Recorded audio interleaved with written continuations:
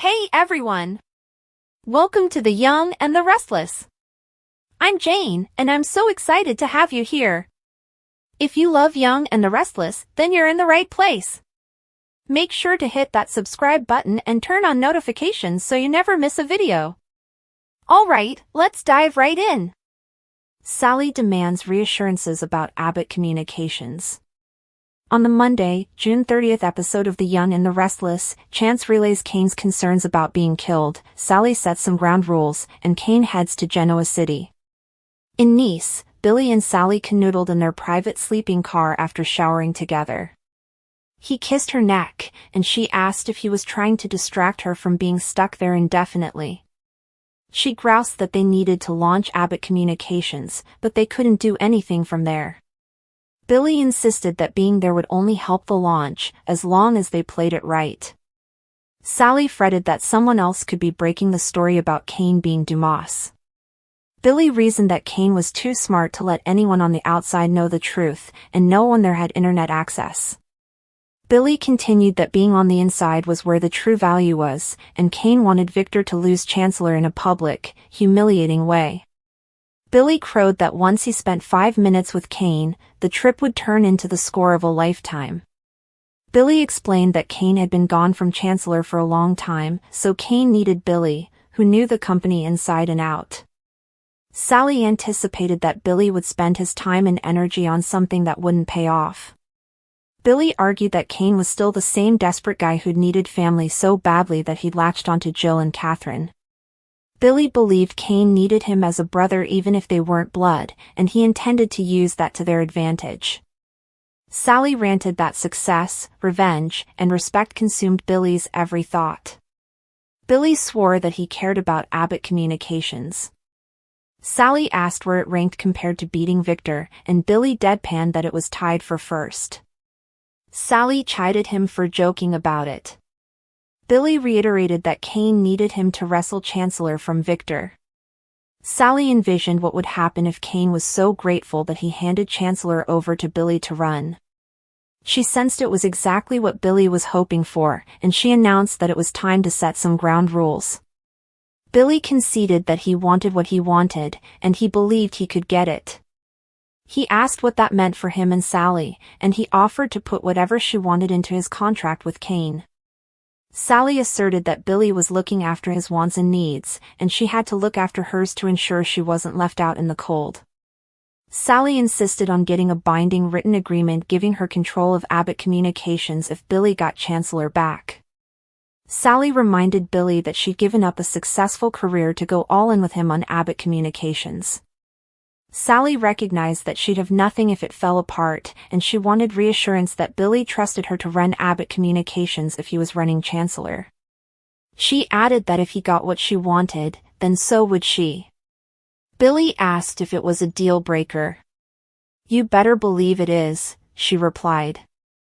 Elsewhere on the train, Lily stepped into a shared car to fetch something to drink and ran into Amanda.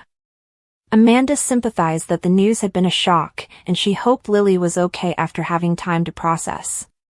Lily replied that she was still processing, and she expressed surprise that Amanda hadn't warned her that Kane was about to swoop back into her life. Amanda defended that Kane was her boss, and it was her job to follow his directions. She swore that she tried to handle things with Lily with sensitivity. Lily asked what Amanda knew about Kane's intentions outside of Chancellor. Amanda confided that Kane hadn't told her anything outright, but it was clear that Kane hoped to start over with Lily. Lily asserted that she'd already told Kane they were never getting back together. Amanda apologized for not recognizing that Lily would feel betrayed by both Amanda and Kane. Lily questioned whether Amanda had been witness to Kane and Colin's reunion or seen Colin change from being a lifelong criminal. Amanda reported that Colin had already passed when she'd been hired, but Kane had become a very different man from the one she'd met years earlier. Lily inquired whether Kane had taken Colin's place by committing crimes of his own. Amanda swore that she never would have taken the position if she hadn't believed in Kane's decency. Lily lectured that Kane knew how destructive and vicious his father had been, yet he'd bought Colin's lies and tried to convince her to let Colin see his grandkids. Amanda referred to the deep bond Lily and Kane obviously shared. Lily spat that Kane had gotten everything he had by being exactly like his father, and if she cared, she'd be sad, but she was disgusted. She stalked off. In the dining area on Kane's estate, Kyle complained about not being able to reach Harrison or Claire due to the lack of cell and internet service. Diane assured him that Harrison was excited to be in Italy with Summer, and Claire and Victoria needed family time with Cole. Diane shared that Jack had left a note by the bed that morning to say he was going out exploring and not to worry, but she thought that meant she should start worrying. Diane suspected Jack's note was a cover story for what he was really up to, and she was sure he'd left before she'd woken up because he'd known she wouldn't approve. She remarked that the whole situation, with its isolation and frustration mixed in with sun, food, and drinking, had led to judgment going out the window, and anything could happen. Kyle sensed that something else was eating at Diane. After some prodding from Kyle, Diane eventually blurted out that Audra was using him, and it needed to stop. Diane theorized that Victor was only investing in Audra to use her to get what he wanted, to hurt Jack by hurting Kyle. Diane advised Kyle to watch his back, since she'd seen Audra and Victor exchanging glances when they thought no one would notice. Diane warned that Victor and Audra were working together to take Kyle down. Diane swore that she had complete faith in Kyle, but she reminded him of what had happened the last time he'd been caught in the middle. She begged him to open his eyes to what Victor was doing. Kyle insisted it was fine because he knew Victor and Audra had plans, but he was one step ahead of them, and he pledged to take Audra down first. Kyle assured Diane that he didn't trust Audra, and he was just keeping his enemy close.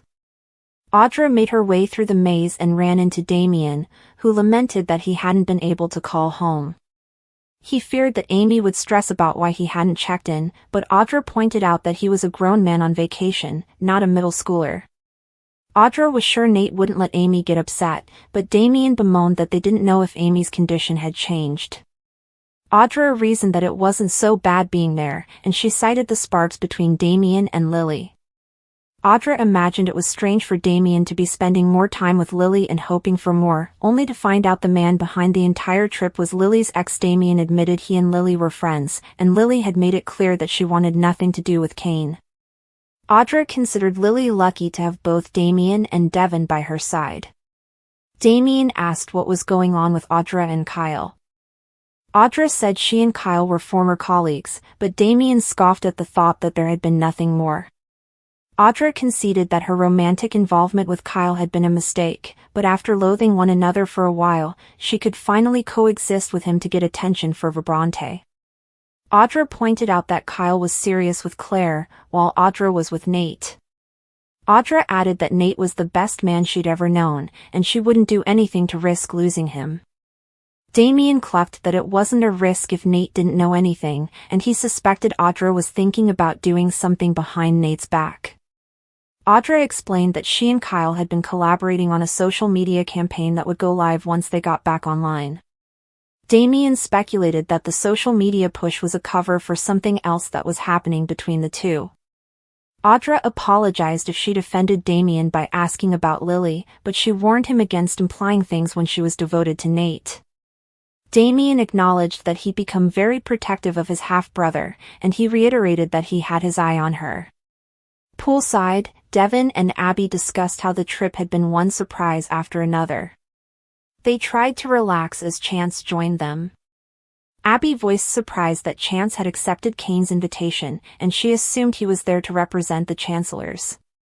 Chance revealed that Kane wanted him there because Kane thought someone would try to kill him before the vacation was over. Abby guessed that it was a murder mystery game as part of the trip's activities, but Chance believed Kane was genuinely concerned. Devon questioned why Kane would throw an event like that if he thought his life was in danger. Chance planned to keep his eyes and ears open, looking for intent and means.